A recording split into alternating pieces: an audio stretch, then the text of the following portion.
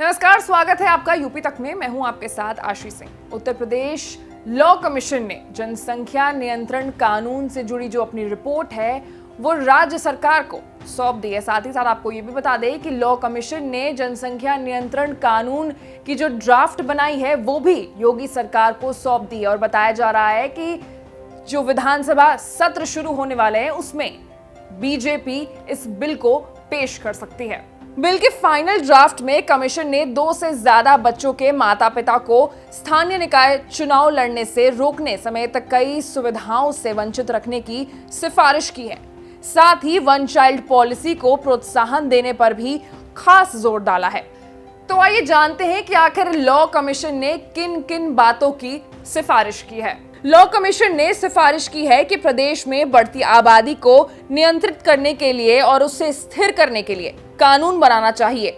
इसके साथ ही जिन 2 सरकारी कर्मचारियों के 2 बच्चे हैं उन्हें प्रोत्साहित करना चाहिए। वहीं जिनका एक ही बच्चा है उसे ज्यादा प्रोत्साहित करना चाहिए।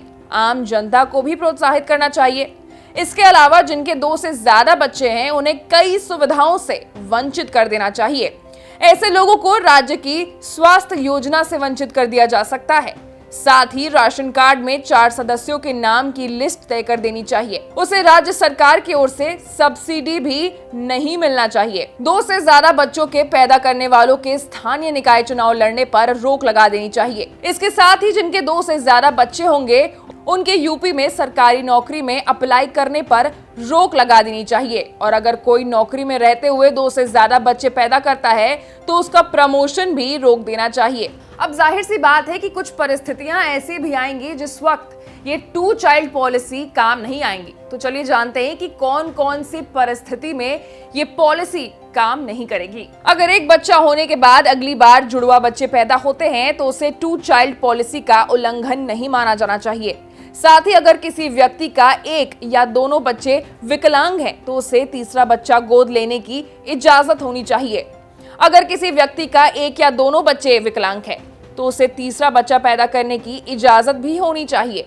अगर किसी व्यक्ति के 1 या दोनों बच्चे की मौत हो जाती है तो भी उसे तीसरा बच्चा पैदा करने की इजाजत होनी चाहिए। इसके अलावा अगर कानून लागू होने से पहले ही किसी के 2 बच्चे हों तो वो कानून लागू होने के 1 साल के भीतर तीसरा बच्चा पैदा कर सकता है। तो जनसंख्या नियंत्रण कानून को लेकर ये वो तमाम बातें थी जिनको आपको अपने ध्यान में रखना है। साथ ही साथ अगर आप यूपी में रहते हैं तो आपको यूपी तक भी लाइक, सब्सक्राइब और शेयर करना है।